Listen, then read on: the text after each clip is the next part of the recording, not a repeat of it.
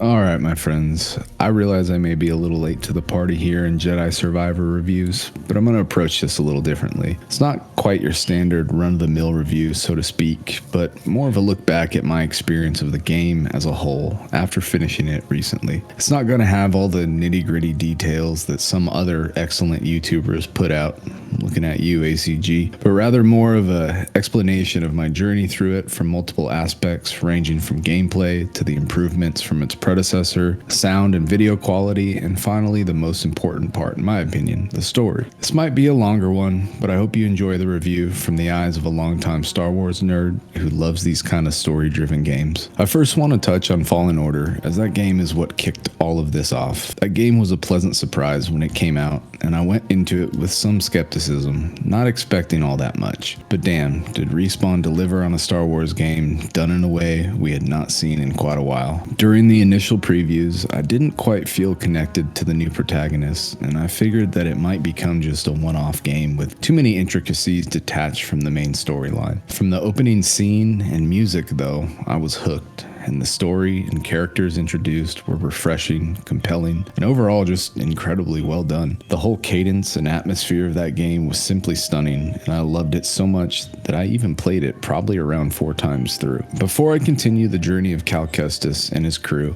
I want to briefly touch on the technical aspects of the game. To put it succinctly, this is exactly what a sequel should be, not only in the continuation of the story, but also the improvement and additions to the core game mechanics itself. Everything, and I mean everything, felt better from a technical perspective. The sound quality, the musical scores, the sound effects, all an improvement. The saber customization was even more robust, and the addition of being able to customize our Cal and BD1 was also a welcome improvement. Look, I get we all loved the plethora of ponchos in the first game, but the new outfits were a welcome and much needed change. The gameplay is where its improvement really soared. While the combat was pretty damn good and satisfying in the first game, there were definitely parts of it that left me wanting more. While the double-bladed lightsaber was its own fighting style in the first game, it was very situational, and the single saber gameplay was better all around for most situations. There was also a single move where you could split the sabers into 2 and use it momentarily as dual wield.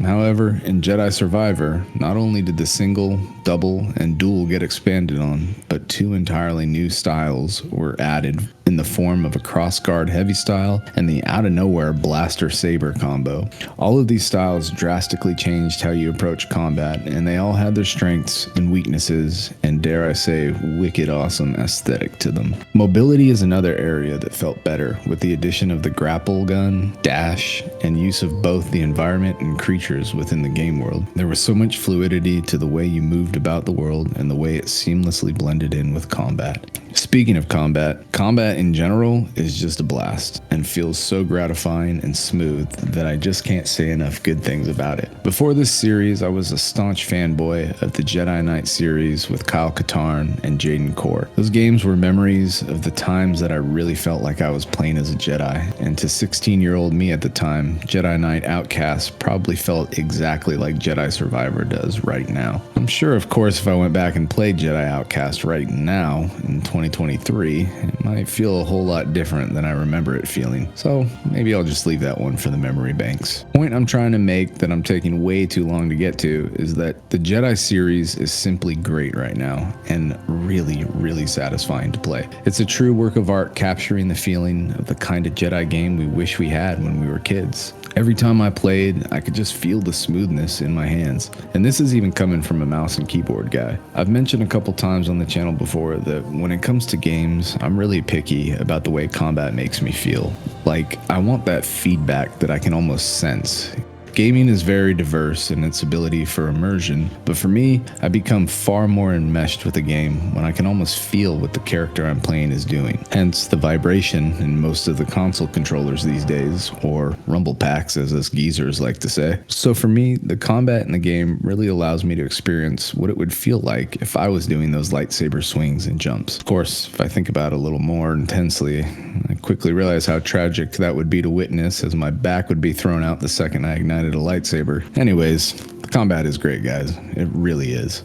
So let's get to the story and the follow-up to Jedi Fallen Order. We're first seen with an older, more worn-looking Cal. It's been 5 years since the events of the first game, and we can just tell baby Cal has done some growing up. Now, I don't want to go into every bit scene by scene here, because chances are that if you're watching this, you've either played the game or seen the story. Basically, Cal is splintered from his crew in Fallen Order because they essentially all had different goals and couldn't remedy where they could collectively go. Marin went to do some soul searching, Grease started a saloon on a relatively barren planet, and Cere went to Jedha to begin to rebuild the Jedi's archives and adopt a more Force-attuned path with her students, the Anchorites. And hey, how about that? Eno Cordova from the first game is alive and well, and helping Cere with protecting survivors and rebuilding the Order. Cere appears to have fully reconnected to the Force and is at a peace with her decision. And in connection with the Obi-Wan series, we see that she's working with Eno Cordova on helping survivors escape through that hidden path, as they call it. And we all know where Cal went to interrupt the Empire's deeds as much as he could.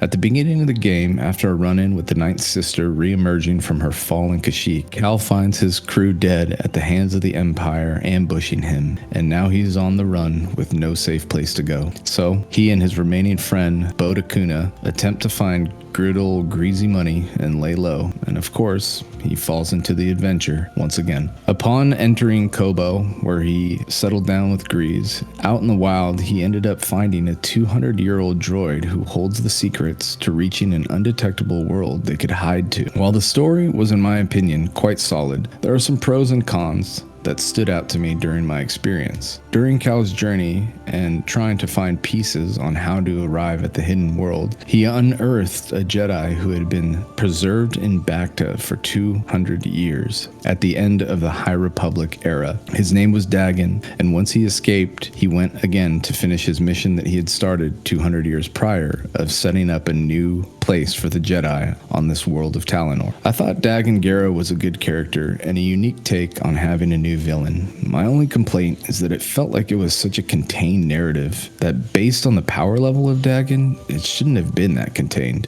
Dagan was a crazy powerful character, and his command of the Force was so badass, it's hard for me to think of a world where Vader nor Palpatine could catch wind of this. Oh well, I guess the galaxy is a pretty big place after all. But as the trailer led us to believe, Dagan wasn't the main antagonist of the story. In fact, there were actually multiple, and I think in some sense, that's where the story left me feeling slightly disjointed. First things first, I try to think of the timeline and where we left off. In Fallen Order, Cal was hunted relentlessly by Inquisitors, and at that point, he was a lowly former Padawan that decided to reveal himself because he was compelled to save his friend Prauf from his fall. This led Cal's Force use being discovered, and Vader and the Inquisitors went after him with a vengeance. Fast forward 5 years later, and we're now near the time of where the Obi-Wan series took place. If my calculations are correct, there are still quite a few numerous Inquisitors still lurking around, including the ones that Maul killed in Rebels, and even the Grand Inquisitor himself. The fact that after the re-emergence of the Ninth Sister, I surely expected to see more of them, and I was disappointed that we saw none. There was something terrifying about the Inquisitors, and the fact that Cal wasn't some over-the-top super strong Jedi, the Inquisitors were pretty scary to say the least. Again, while Dagan was a cool concept in his own right, I just don't feel like it fit into the overarching Star Wars story of the surviving Jedi and the emerging rebels against the almighty Empire. To me, it would have served better as a DLC or maybe a TV show arc or something else. Anyways, after defeating Dagan, it felt like we got back to where the story started to flow again. The concept of the planet Talinor being a possible safe refuge was a cool concept,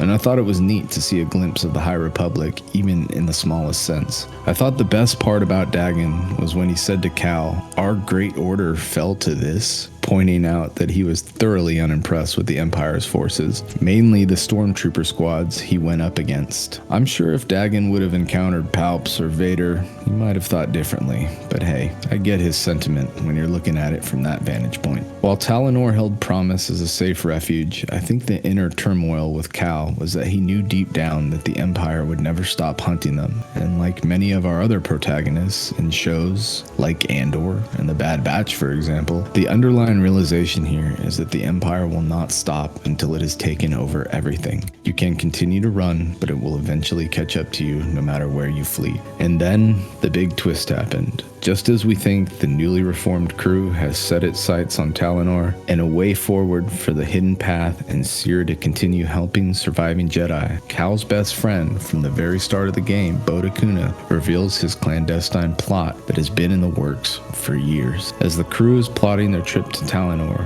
the alarm sounds and the Empire's forces have descended upon Jedha. Bode kills Master Cordova in cold blood, and Cal pursues him as Cere and the rest of the crew plan to gather what info they have and escape before the Empire crushes their base. After a thrilling speeder chase through the desert, which was a really awesome segment of the game, Cal catches Bode and they square off, and yet another twist happens. Bode reveals that he too was a Jedi and tells Cal that he's not the only one who survived the Purge. After an intense lightsaber fight, Bode leaves Cal for dead as he plummets off the cliff, which was kind of cool because I know a lot of people were thinking, where did Bode get this lightsaber? But after the fight with Dagan, Bode asks if he can stay by and search the area for more information, and apparently he took Dagan's lightsaber with him. It turns out that after disappearing into the unknown after the Purge, Bode struck a deal with the Empire to infiltrate Cal and seek out all those who were in league with him. In a cool turn of events, the player gets to take control of Cere during the Empire's invasion of Jedha, and it was fun to actually play another character with a different feel and moveset. I couldn't help but think the foundations for an awesome lightsaber fighting game or more future games like this are easily there. Truly, any role or class, if you will, could fit into this engine.